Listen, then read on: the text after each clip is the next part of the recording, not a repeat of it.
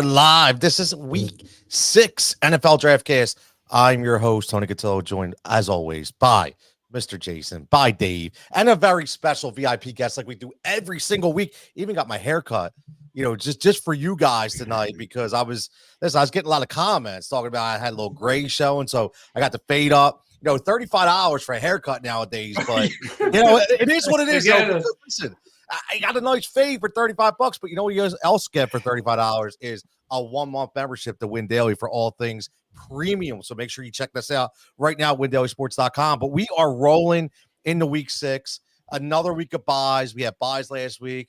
Dave, we can go a little bit. The Phillies just won tonight. The Philadelphia Eagles are undefeated. So this could just be like the all Philly NFL DraftKings show, which is cool. I could take that, right? Let's not talk about NBA. I don't want to hear about that. But this is football territory, and we're going to get right into business. I'm going to pass it over to my man, Jason, who's going to introduce this very special VIP guest. Yeah, we got the one and only Ian Hartitz stopping by, man. This guy's been all over the map. I interviewed him back in the day, I think when COVID hit. One of the sharpest guys, in the industry, senior fantasy analyst at Fantasy Life, worked at Action Network, NBC Sports, Pro Football Focus. He's been everywhere. Now he's working with Matt Berry, some great guys over at Fantasy Life. Go check out all his content, a lot of great content. I want to start us off, man. Welcome to the show, of course. And my first question to you, it's not about Duke Johnson, because I don't even know where that guy is anymore, man. I don't know if he's in the league, easy. Where he's at right now. He was good for a minute. But my first question to you is, what is a typical day of researching football during the season? So what do you do 9 a.m. or 8 a.m.? How do you start your day? Yeah, first of all, appreciate you guys having me on. But, definitely the night before is a little bit on when we're waking up. I do the Sunday night recap pod. Done with that 2 a.m. and then I like to wind down a little bit and have a couple drinks. I'm not ready to go to sleep yet. So then I wake up at 11 a.m. or something, schedule a bunch of tweets for 7 a.m. Make people think I'm up and then move on from there. But typical day during the week, I would say, try to, especially in the season, 8 a.m., 9 a.m. at the latest. And from there, try to start the day with a dog walk. I found that's a nice, sometimes you get cooped up inside a little too long. So start off with a little walk. And then from there, man, it's pretty much writing. I write 4 articles and 2 newsletters a week. So most of my research and tweets just come directly from that. So writing, and then, I'll usually have at least 1 to 3 probably video commitments or radio commitments, throughout the afternoon. So knock those out and, try to hopefully be done by 6 more days than not. Still try to get to the gym 3-4 times a week and watch all the games. So it's I've gotten it to a reasonable point. If you asked me this 5 years ago, especially when I used to be on some of these news crews, would have been a lot less gym, a lot less walking outside and touching grass, but I'm in a pretty good spot right now. So I love the vibes, love the energy. And Tony and Dave, they're old, but they haven't been on Twitter for too long. And I don't know if they know, maybe they do, maybe they don't. But back in the day, I would say maybe a couple of years ago, you started dropping these helicopters. And I want to give, you the opportunity to talk about the helicopters again. I'm sure you talked about it before. And then where did they go? Where did these helicopters go? Because I haven't seen them in a minute. So let's hear it, man. Oh yeah, so I mean, I'm still sending them out on Saturday nights. Certainly been a few years since we've had.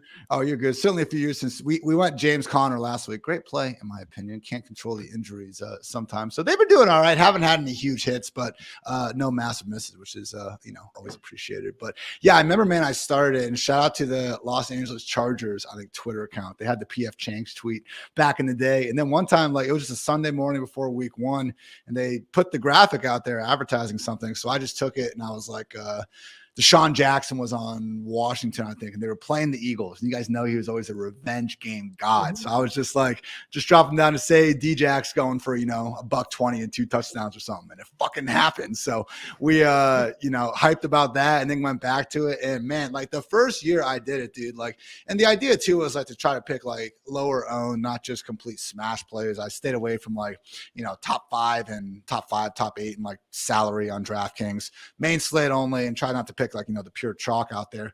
So nailed it the first year. Everyone's like, oh my God, this Hartitz guy can see the future. Like, this is fantastic. And dude, like, I probably hit like as many that first year as I've hit like in 4 or 5 years since. Like, it's fucking just a train wreck out there. A helicopter crash out there, I should say, actually, with it half the time. But no, it's fun.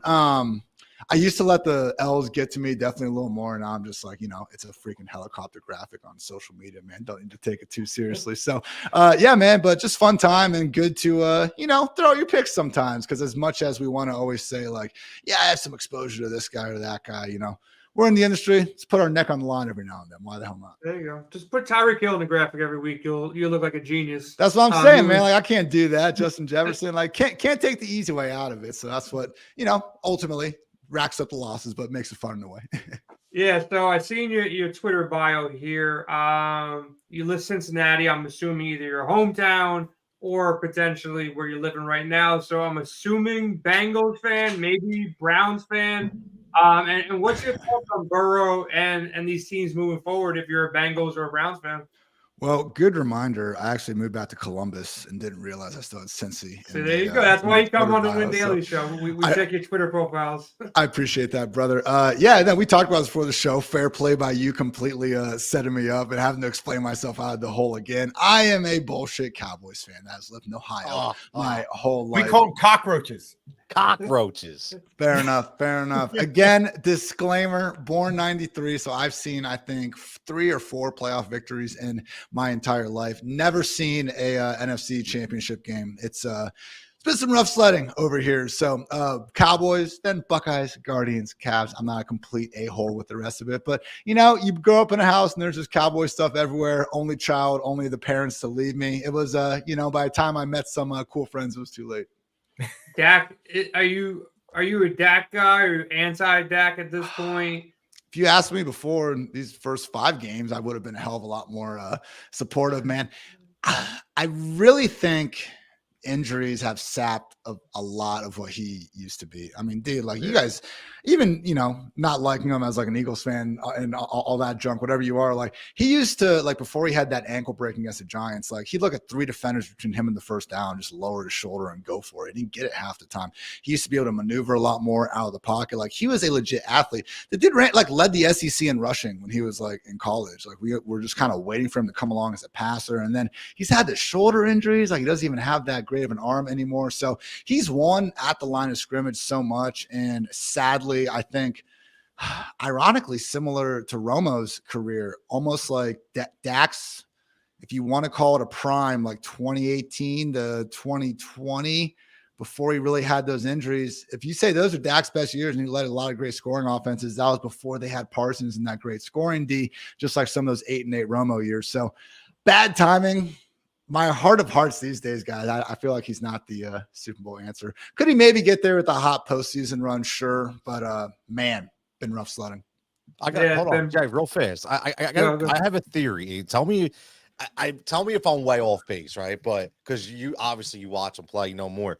But McCarthy finally this year, I think, really inserted his West Coast style offense, which is the playbook's very meticulous sometimes, right? A lot of game scripting, a lot of calling. And Dak wasn't always known as the most, intelligent play caller coming out. And I feel like possibly he's getting a little exposed in a lot of his terminology, not being able to pick it up because his reads have been so off, in this compared to, like you said, listen, I'm with you. Like, he was like future MVP. I mean, like, and now all of a sudden, like, he can't even read a defense. Like, I don't know. I think it's more than mechanics is what I'm saying. Do you think there's any basis to that, or am I just blowing smoke?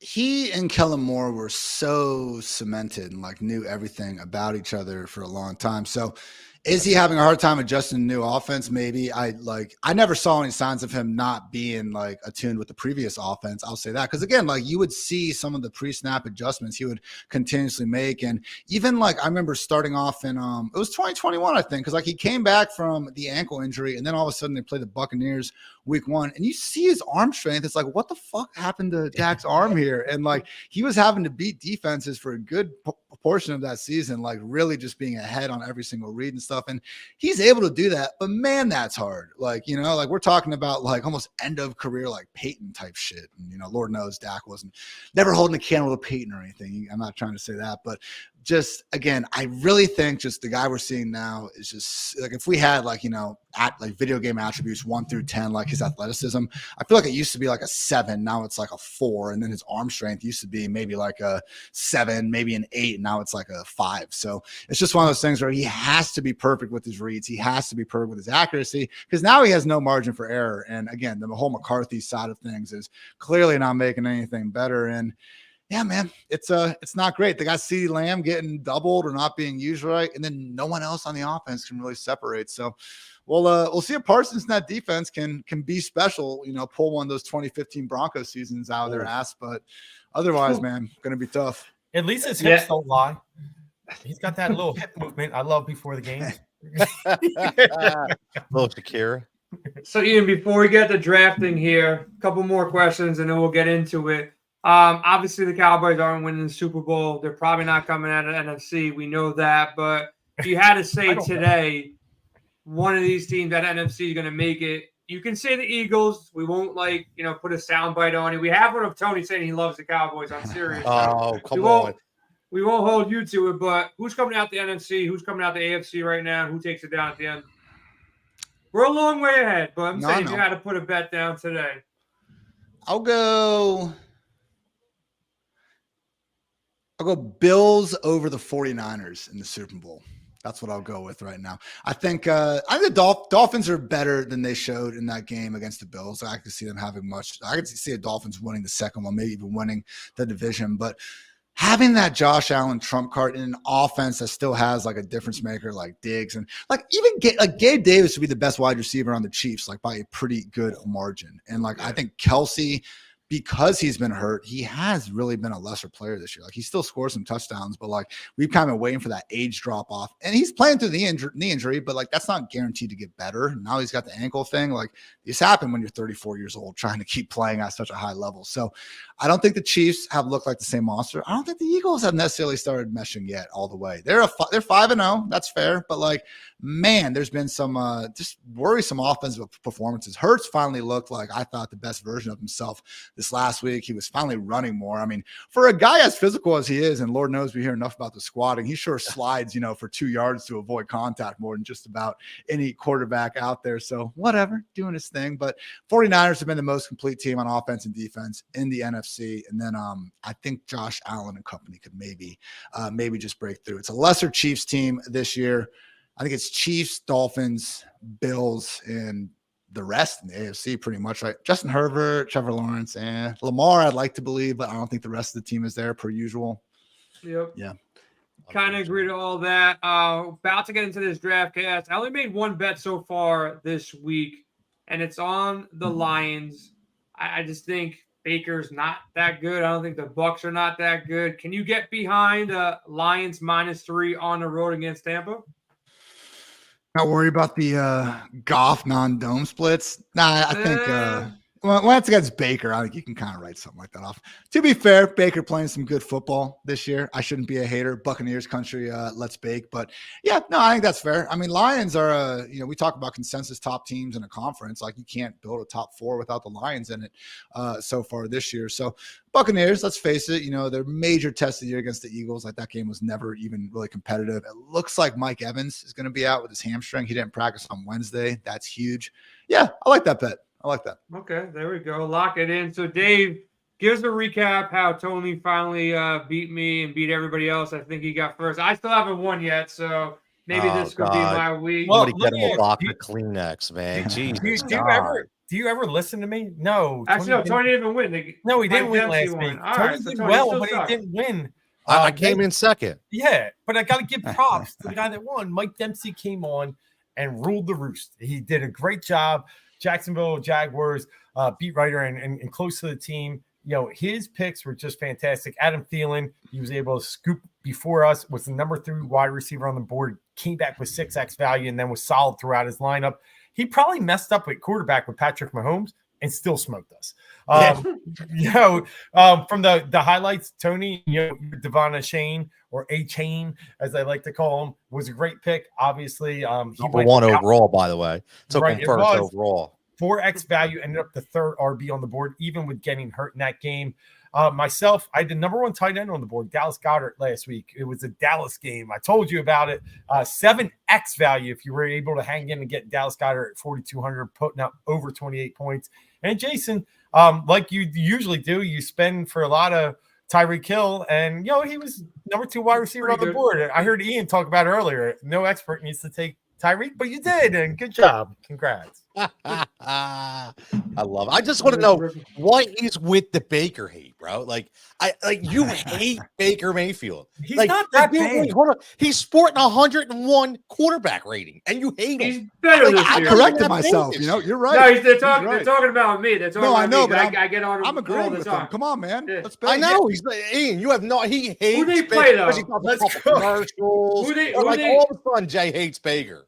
No, I didn't all of a sudden. It's been like 3 or 4 years. I was ahead of the Baker hate. I was ahead of the Russell Wilson hate. I gotta start hating some new players. I think Baker gets trashed this week. I think Evans is playing out of his mind. He's been playing well. They haven't played a good team. I think maybe one good team so far this year. So they're gonna probably get smoked here by the Lions. I think the Lions win this easy. I think Goff. If you give me a choice any day of the week, I'll take Goff over Baker. I don't know if any of you guys want Baker over Goff, but I got Goff. Yeah, no, I'm not saying that. I'm just saying you're not giving them no love. This could be a trap game too. You don't know that. It could be a trap game for Detroit. No, Goff is really bad on the road. I'm worried about they already said Gibbs is probably out. St. Brown's out. Just the little things there. St. Brown's definitely out. St. Brown's definitely out. I don't know. They're saying doubtful. So I mean, look again. Things can change. That's why I'm going to wait and see. But Dave, why did you say that? He's changing his cheat sheet right now. Did you hear him? He's down. He's down. He's changed the cheat sheet already. Shouldn't even say that shit up though. All right. So, as we get into week 6 here, let me just make 2 notes. Tony, you're banned from picking the Colts defense. 4 out of 5 weeks, I think they've got you 1 point. And that's Jason, you got to stop picking bum quarterbacks. Like Daniel Jones got you 7 last week. All right. So you two just mix it up. At least you survived. Yeah, mix it up a little bit, and then we'll have some fun. But Ian, because the guest won last week, now the records on the year are I'm at 2 wins, the guest at 2 wins, Tony at 1. You get to lead off and pick where you want to draft. That's 1 through 4. It's a snake draft. Where do you feel most comfortable? It's on you. First or last, baby. Let's go. I like it. All right. Let me put that up there. All right. So, Tony, you being second place, it's on you to pick where you want to 2, 3, or 4. Give me last. Give me 4. I like it. All right, Jay. My turn. I'll go 3. Come on, man. I gotta follow. If you want me to go 2? I'll go 2. No, that's fine. This is all good. This is gonna be fun. That's what we say, but it's only fun if you win. So let's start off with Ian. You lead off the DraftCast tonight. The NFL Win Daily Sports DraftCast here. Let me make sure. Did it come up? What's going on, Jay? What are you doing here? All right, you do it. Okay. Yeah. There we go. There you go. All right. Big week 6. So as we know, teams on bye this week. A lot of different. We still have a European game overseas. So I think it's 10-game slate. So a little bit whittled down, but still a lot of value out there. So we'll lead off with you, Ian. Like checking on that. Yeah, London slate. We're good. I'm taking the guy with more PPR points than any running back not named Christian McCaffrey this year. Give me Raheem Mostert, 6,400. No Devin Achane. Don't even know if Jeff Wilson's going to be back. 8 touchdowns to his name. Lock it in. Love it. I know I did a lot of Jeff Wilson's in my weekly or my season-long leagues pickups this week, but still it's going to be Mostert. I'm with you. Ooh, that's a good pick. All right. Already at Panic Station. Yeah, I mean, I was definitely like everybody had him. Everybody had Mozart. But I'll tell you, I got a rule, and it's year to year, and I feel like it's really going to pay off this week. Pick a running back against the Texans. I'll start off with Alvin Kamara. He's just got too much volume this year, and I think it's going to be a good week. Texans can keep up with them. So I'm hoping for a higher scoring game, but at the worst, he's going to get a lot of volume. So I'll take him at 6,800. I will go with KJ Osborne. Addison's banged up. Justin Jefferson is out. Chicago really bad defensively. One of the worst, pass defenses. So give me Osborne at 4,400. Get some value locked in.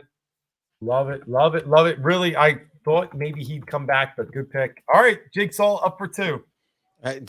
Have you noticed something though? Like, I'm just saying a little familiarity. You have Ian took Mostert, Dolphins running back first overall. Last week I took A-Chain, Dolphins running back overall. People thinking on the same page. That's all I'm saying. But look, I'm gonna ride the hot streak, man. I'm gonna go Jamar Chase.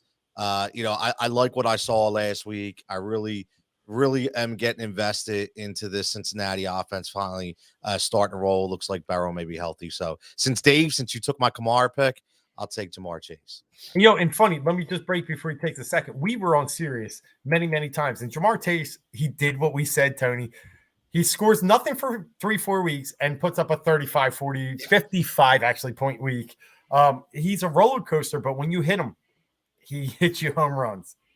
He does, man. He does. He gives you those giant games. I just think that, after that week, it clicked, right? It clicked. I mean, Joe Burrow, 78%. And on that basis, I'm taking Joe B. So my whole point of this was going Joe B and Jamar Chase. So now I'm done. I got my combo, and now it's on everybody else. Let's roll.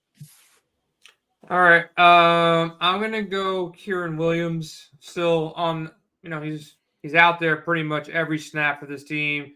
Game script did not help him last week against Philly. A lot softer matchup against Arizona. I think the Rams are actually a good team. They could be playoff bound. And Kieran Williams is getting all the touches. Running back, it's not too many guys out there. So I'm going to lock him up before you guys do. I like it. I always like taking a player off a bad week, especially if he's getting the touches, like you said. So good pick there. Well, we talked about Jason on the Sunday show, right? I was big on Cooper Kupp, and he ended up being the 5th highest wide receiver. I'm going to go right back to it. There's just no way they can stop this guy from getting open, but more importantly, from Stafford to throwing him the ball. It's going to hurt Puka a little bit, even though Puka still had a good week. But give me Cooper. I know he's priced up to $9K, but on this slate, I trust him more than I do some other receivers. So I'll take Cooper at 9. Good stuff. All right. I'm locking in some little bit of value, and then we're going big. Give me Josh Downs, Colts starting slot, Gardner Minshew under center. I'm going to miss watching Anthony Richardson play, but right there, there's a couple guys, maybe high 3Ks. I'm sure we'll get to here in a little bit, but I think other than KJ Osborne, definitely one of the better values in the slate. And then give me Tyreek Hill. We'll get another Dolphin. Why the hell not? Dude's wide receiver 1 in the NFL for a reason now. Justin Jefferson is out. Expensive, but my God, it's the Panthers. It's the Dolphins offense. I'm just worried about he seems to be dudding in like even number weeks. So that's the biggest concern we got right now. Yeah, no, true. But I mean, can't go wrong with Tyreek. We talked about the potential to be the first receivers to go for 2,000 yards. And I think it can happen. Yes, it can really happen. Just because I did it already, I took Cooper. Give me Matthew Stafford. I'm going to just lock up this card. The Cardinals haven't stopped anybody all year. And we watched it last week with Barrow. He finally broke out, couldn't do anything for 4 games. The Cardinals are the perfect recipe and medicine to that. So give me the Stafford Kupp combo. And I'm sitting well at 6,100 with the quarterback. Yeah, so I'll go actually like wide receiver up top is not as strong as it normally is. You guys took Cooper and Chase and Tyreek, so I'll go with the guy I actually wanted at a discount.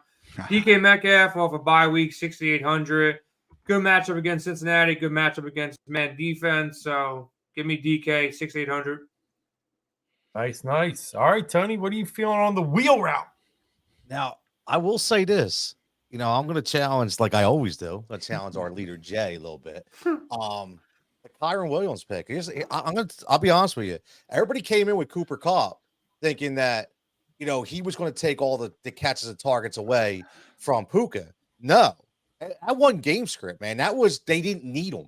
right? They went all pass, and he's the guy who's going to lose the value, in my opinion, on this team, not Puka. So I think that Kyron drops, in my opinion, which is why I want nothing to do with him this week. But that's just my opinion. Everybody has their opinion, right? But I'm gonna stick on the same thing with Jay with the DK pick. I'm gonna go Kenneth Williams. Listen, man, coming off a bye. I love this guy. He's consistent with his touches. I know he wasn't targeted in the passing game last time. Doesn't matter. He's a battering ram. And I'm going to go double running back here. Okay, because when my man Dan Campbell comes up to the podium and speaks and says his workhorse is David Montgomery and Jamar Gibbs is a change of pace guy we drafted up to get, which makes absolutely zero sense, I'm going all in. So give me David Montgomery too. Thank you. And hold on. I'm so tired of people being like, oh, only fantasy football guys are mad about this usage. You use a 12th overall pick on the guy. Right. If you want to change a pace back, draft him in the 4th round. Yes, this is the opposite of fantasy football. This is just like good roster management. Come on. Ian, I want to give you a chest bump right now. I've been writing for the past 3 weeks on this thing. Why use the 12th pick if you're going to give the guy a ball that goes for 3.8 yards per carry? No, am I going to play David Montgomery? Absolutely, but they are just all right. Go. And by the way, such a nonsensical argument. Like, don't blame us on fantasy football. Like, leave us out of this. Exactly. And Tony, for the record, you want Kenneth Walker, right? Yeah, I always say Kenneth Williams. Yeah, I don't know why. I thought I heard that too. I should have There was I don't know. I'm a there 90 kid. So Billy D. Williams, called 45 is always in my mind. So that Williams thing. All right, Jay. Give me the guy who catches passes from Justin Fields, the only guy. DJ Moore, man. Guy's had a monster last couple of weeks. It looks like Justin Fields can throw the ball again. Hopefully there's no weather concerns in Chicago, but DJ Moore, 6,500, probably the last time you see his price tag this low against a Minnesota team. I think this game could be sneaky shootout potential, so price is right on DJ. I like it. I do. I'm torn. Like, I want to get in this passing game with Detroit.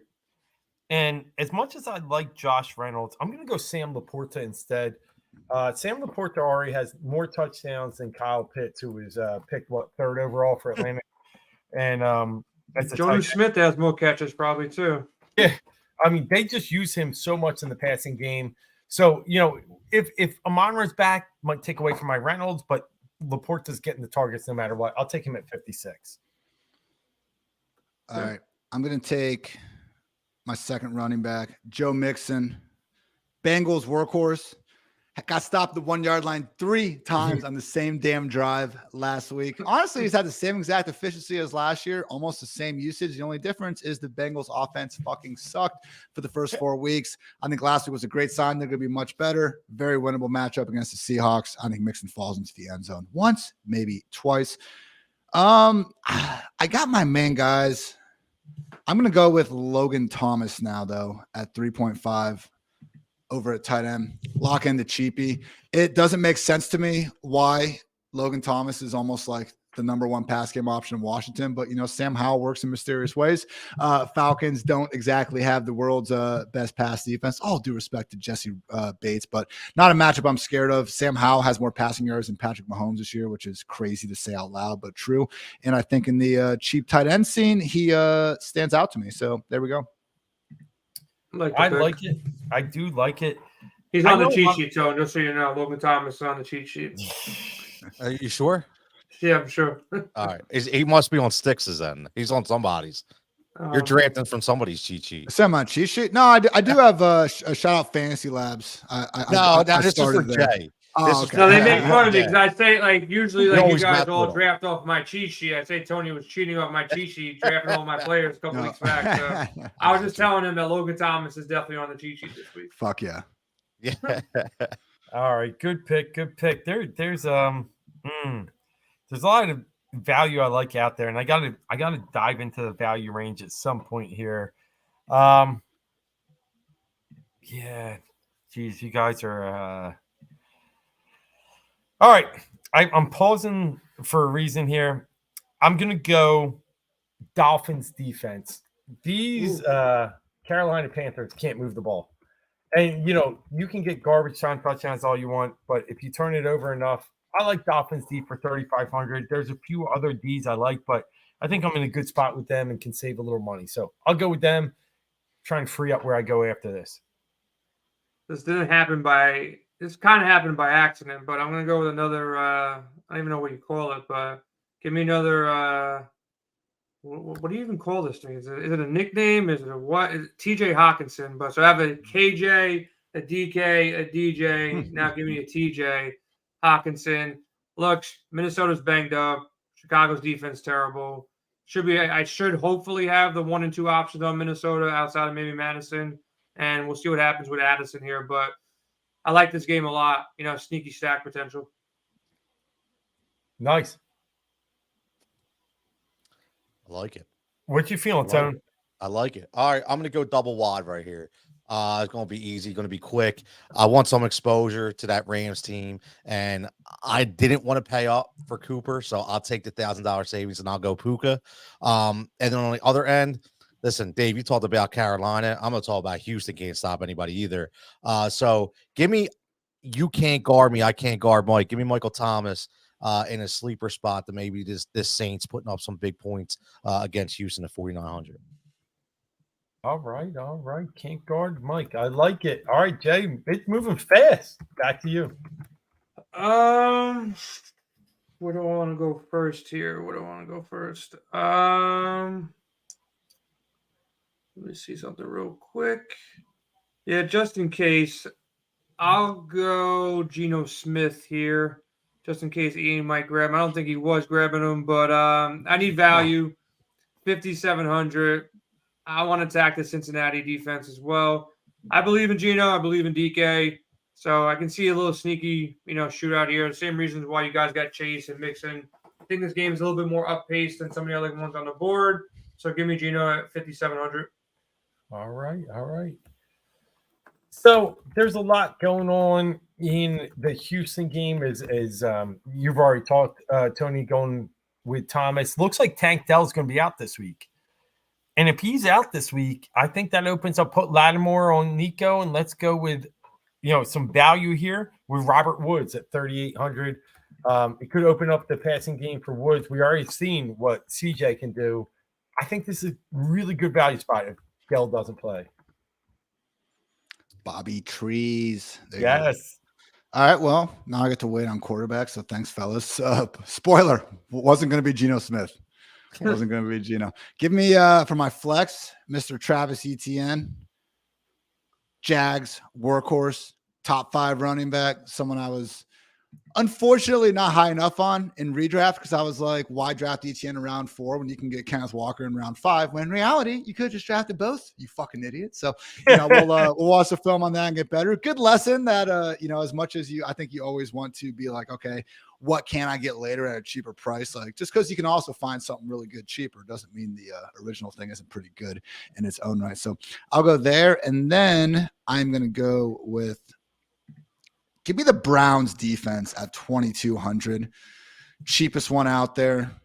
I know it's the 49ers, but we got Myles Garrett. And, when I look for a cheap defense, I'm like, I want them to be a really good real life defense. I want them to be home, and I want them to be playing a bad offense. Clearly, we're not getting the bad offense part, but to be home, coming off a bye, and to be a legit, really good defense. Purdy's due for an INT. That's all I'm saying. He really is.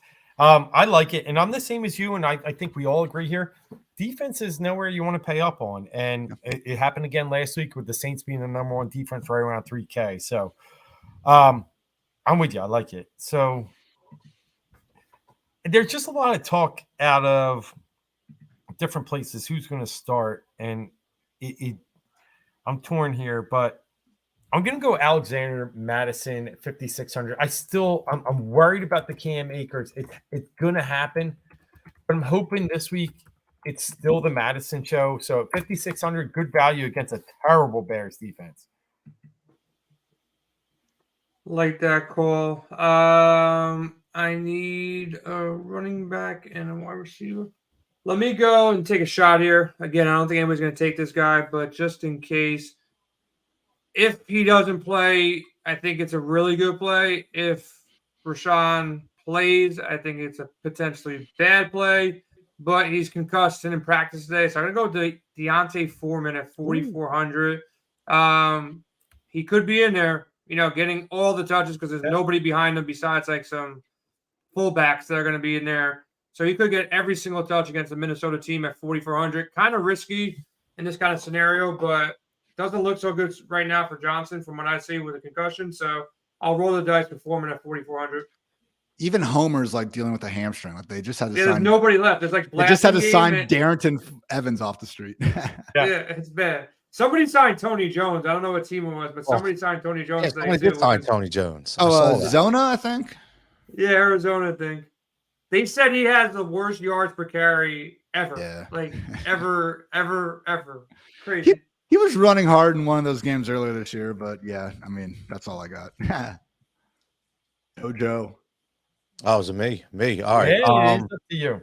Okay. So because Ian stole my defense, I had to flip the script here. Colts? Which is fine. No, I was going Browns. I didn't think anybody was going to go Browns versus 49ers. So I like it, though. I have a theory behind it. That's okay. Not worried about it. I'm going to get one of my crazy jigsaw picks in a minute. So give me Alan Lazard going up against my Eagles. Right now, it doesn't even matter. Like our secondary, beside in the nickel, is just completely distraught, and we could be obviously exposed. I know I'm asking a lot of Zach Wilson, which will probably be Kirk Cousins in a couple of weeks anyway.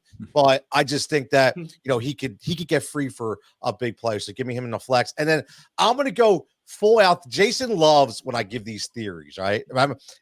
Jason always brings up the Jack Stoll theory, right, from Philadelphia. Like I try to script plays on like what I think can happen. So I'm going to draft Drew Ogletree, tight end from Indianapolis, and specifically because Shane Steichen was our offensive coordinator here, loves to run trickery, and he trusts Gardner Minshew more than he trusts Mr. Richardson, as that trickery play caller. And I think that he gets a little cute down in the red zone, and I think I could see Ogletree catching a touchdown, between the 20. So, after the 20. So I really think that that's a value play right there for 2,600.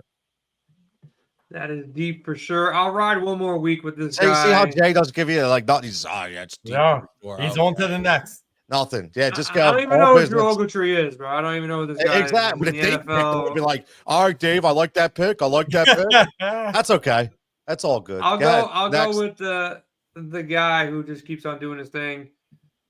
Adam Thielen, man. I don't know if he's got another week in him, but against Miami, they're gonna be playing from behind. Hopefully don't, pump the brakes early in this game. Get him another 10 targets, get him 100 yards, get him 15, 20 points. DraftKings still kept him in this mid-value range at 5,900. So I'm gonna roll with Thielen. One more week, it might burn me against Miami. They're pretty tough, but at the same time, they're going to be down a bunch throwing the ball the entire game on the Carolina side. Good pick. I mean, he's just been an absolute workhorse here. So what is he? 5,900? All right, I got him. Yeah. So Adam Thielen. All right. So there was a guy that kind of like came out of nowhere last week, and we didn't see it coming. I mean, we obviously were picking some other players on this team, but give me the Cincinnati Bengals looks like the number 2 receiver, Trenton Irwin. He came out and balled out a little bit, right? 8 receptions for 60 yards. Outdid Tyler Boyd there. 3,300, I think, is a great value pick this week. So I'll take Trenton Irwin and leaves me with a decent amount for my flex. All right, Ian, let's wrap it up for your team. Last 2. All right, this one's freaking tough. I'm going Tua as my quarterback, lock him in. And then I'm stuck between 2 3,500 wide receivers. If I was an attorney, I'd go ahead and play the game stack thing and take Mingo, but I'm going to go ahead and go at Rondale Moore, 3,500, because he is a full-time wide receiver. Actually, okay, enough. Cardinals offense, better than we thought. And with no James Conner, they have already used Rondale a good amount in the backfield. I think we see double-digit combined carries and targets for a guy that I do think is pretty damn good with the football in his hands. Yeah, I read something about him this week, and I really like that he could end up being a beneficiary of Conner being out. Yep. So, yeah, get those carries, get those Deebo Samuel type plays. So good pick. Ron, this is interesting, real quick on Mingo, because, again, I'm building Dolphins, so I thought about having the bring back there. I saw Marshall didn't play last week, and I was like, oh, like, what he injure? And he was just randomly a healthy, like, he was active, but just did not play a single snap last week. And Frank Reich after the game was like, yeah, that can't happen. That's on me. But I want to, because like Mingo at 3,500, like he just ran like over 80% routes last week, had 10 PPR points. Like he's kind of in play there, but that's a weird situation to monitor. So it is. It really is. And they just have too many different things going on there for me to trust, behind Thielen. But all right, I'm torn behind the Eagles running back. DeAndre Swift has been so good this year, and the Jets have been letting up some rushing yards. But this guy burnt me the last couple of weeks. I mean, just burnt me by being like he's been average. But now he's got the mustache. He's got Gardner. Give me Michael Pittman Jr. for 6,300 here. I think, with a better passer in suit, I think we're going to see a better Michael Pittman this week. So I'll do Pittman to round out my lineup for the third straight week, by the way. Yeah, I was looking his way. I was looking Olave's way, but reports he didn't practice. I like Shaheed too at like 3,700. I think he can kind of sneak by. This defense I really don't like, other than the fact they're playing Atlanta, and Atlanta doesn't put up any points. Hoping just for some containment here, get a couple sacks, maybe pick off the kid. Commanders 3,100. Not in love with it. I'm not in love with really any defenses. The Lions pretty good, but outside of that, defense is kind of tight this week. All right, And Tony, you're up to close it. if you can tell I could give two shits about defense. I don't care.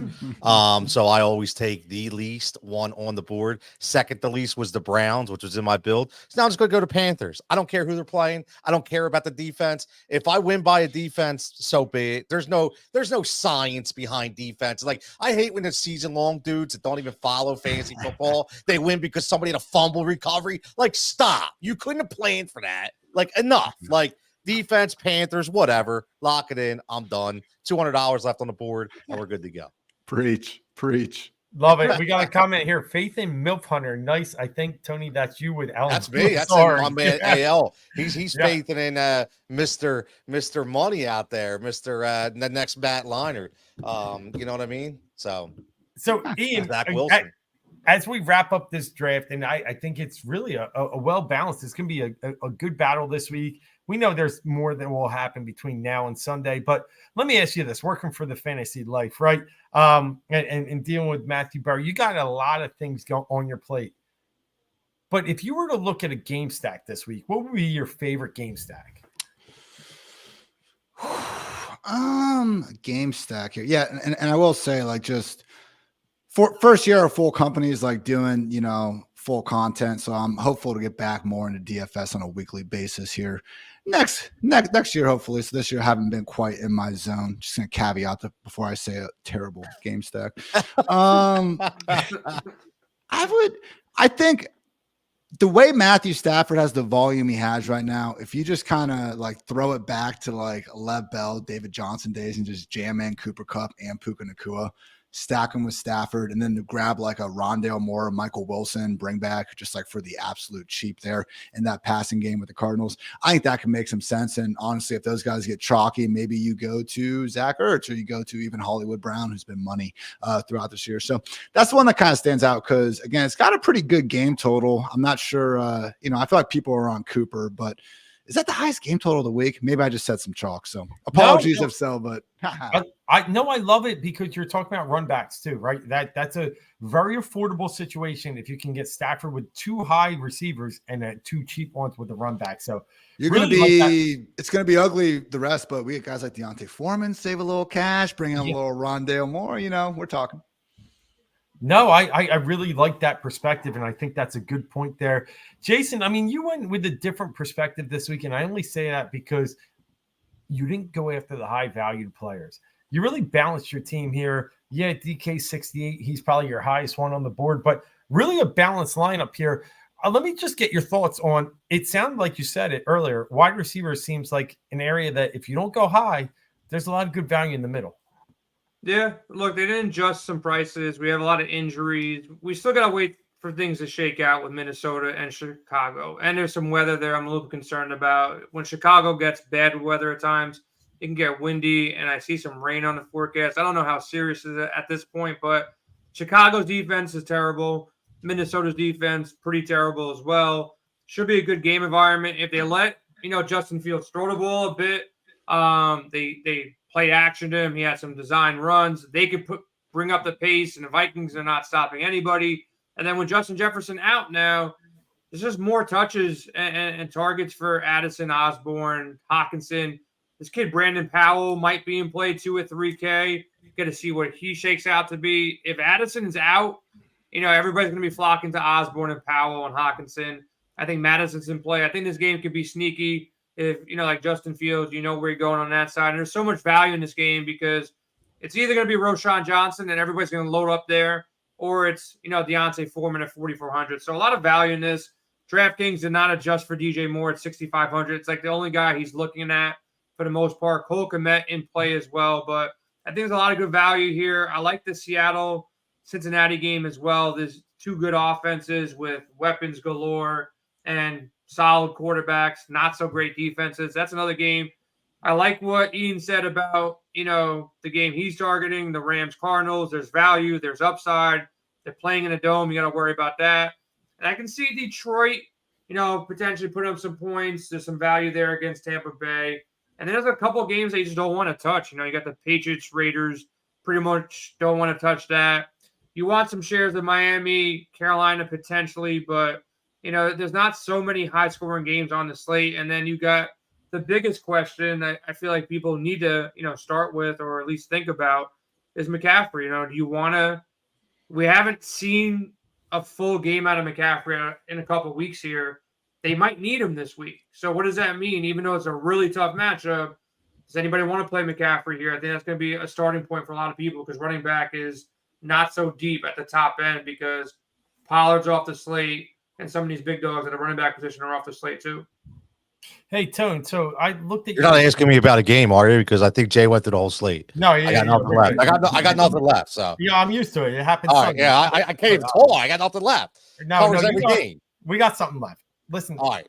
You go after 2 of the top 5 wide receivers, and I like it. I like Chase. I like Nakua, but there's a game that we kind of left off this slate, and not like heavily, but there's not much Eagles action on here. In fact, there's none. Let me ask you, going into this Jets game, Jets are actually vulnerable a little bit against wide receivers.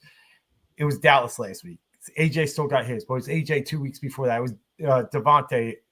Who would you take in an Eagles passing game against the Jets? No one saw Gardner's on the other side. Listen, I don't care who's on the other side. I look at images, right? And I looked twice, Dave, and I know you did too.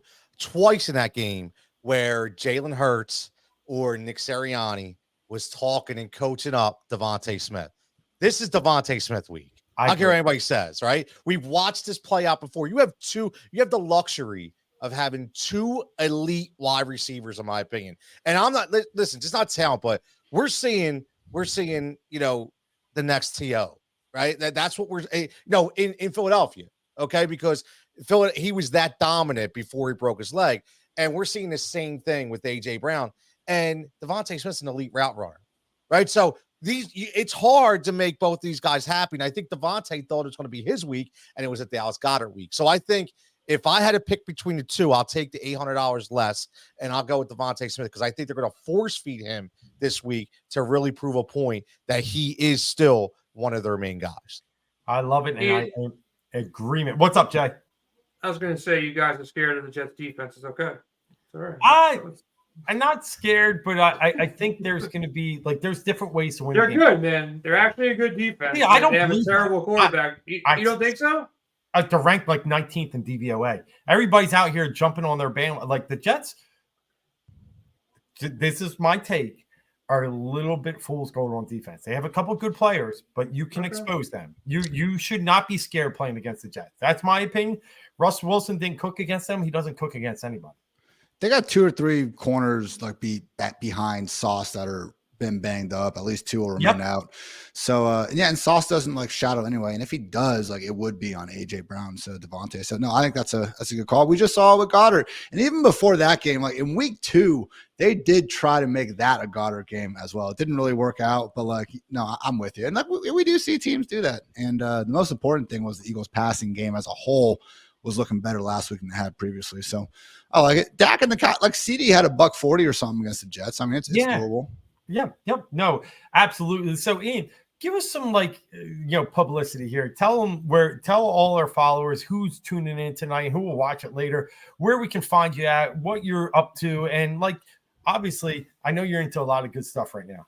Appreciate you guys. No, this was fun. Not enough DFS goodness in my life, so appreciate you guys having me on. But fantasy life. Matthew Berry's fantasy life. Get to talk to the freaking goat sometimes. Pretty freaking crazy. I got Matthew Berry saying "sheesh" now. What a time to be alive. But yeah, I got plenty of articles going up there. Sheesh report. I break down all the near misses and stuff. You kind of had to watch the games to see for you every single Tuesday morning. Bunch of questions going on. Usually topical article. How to buy logo out this week. Fantasy Life podcast. You can catch me on that 4 or 5 days a week. And otherwise, Twitter doing my thing. Guys, funny story here. We had a company eliminator league, and we have a deal with Buffalo Wild Wings. We have a cool punishment generator for season-long leagues. And what we did basically was every week when you lose the eliminator league, you got to do a punishment. We didn't make them too bad or anything. You can adjust how heaty you want to make the punishment. But so I lose week 4 and it set up Derek Carr died, and then I had Mac Jones, I think it's my backup quarterback. So wasn't meant to be. Mike Williams, Saquon dead, whatever. It was a bad team. I lost. It is what it is. But I had to my punishment was a thing about saying nothing but meow, in Super Troopers for it was the actual thing was in conversations, they're okay, Ian should do this on a podcast, and then people were quicker all right, let's not tank our podcast for Ian to say meow the entire time. So what it ended up being was I had to do tweets for a day and just always work meow into every single one. So if anyone's checks out the Twitter and seen my last 10 or 11 tweets, I've had meow in every single one of them. Yeah. I do like that joke sometimes. Super Troopers is a great movie, but had to do that one for the good old punishment. So it's good to be humbled sometimes in this crazy game we play, gentlemen. No, you're right. Did you use the cat emoji too? No emojis. I just worked it in. You do something real. A couple of them actually took off. Just because they're good sound stats, and you casually see a meow in there as well. So it worked out. It worked out pretty hilarious. But when you're not allowed to tell anyone why you're being freaking crazy, it's oh my god. But that's what makes punishments fun. So. That's awesome. You got to have some fun, man. You got to have some fun. I mean, that's what it's all about, right? You have the toilet bowl stuff. You have the end of the year stuff. Oh, yeah. So it's always fun all the time. I will say this before we go. The one game that Jason didn't touch that I can actually talk about that is on my list. I just have this suspicion that this could be a really good sneaky New Orleans Saints stack week. So Kamara was on my radar right off the bat. Michael Thomas was on my radar because Olave actually, you never know, right? With the injury status. And I like Derek Carr this week. As much as I'm not a big Derek Carr guy, I like the matchup. So I think that could be some instant gold that maybe nobody's really looking at and playing. You got to get different when you play DFS. So, but as always, man, everybody tuning in to a week 6 DraftCast. We much appreciate it, like we always do. Make sure you subscribe as always. It'll be podcasted later. Make sure you get on our podcast page as well. A lot of good stuff. Around 11 o'clock tonight, we got the UFC coming out. JT's not heavy haymakers, which is tomorrow. But he's got the quick jabs coming up tonight. Get you ready for some preliminary rounds when it comes to UFC. As always, make sure you check out windailysports.com right now. 50 off, half 50. We're running a real big promotion, so make sure you get over there. Brand new site, brand new projection models. We got some big press coming up in the next couple of weeks, so make sure you tune in for that. But as always, everybody, for Ian, for Tony, for Dave, for Jay, make sure you catch the series show on Saturday night. Make sure you catch the live show on Sundays and the college football DFS show tomorrow night with Dave and Shrek. So as always, everybody stay safe, stay healthy, and we'll catch you back here next week.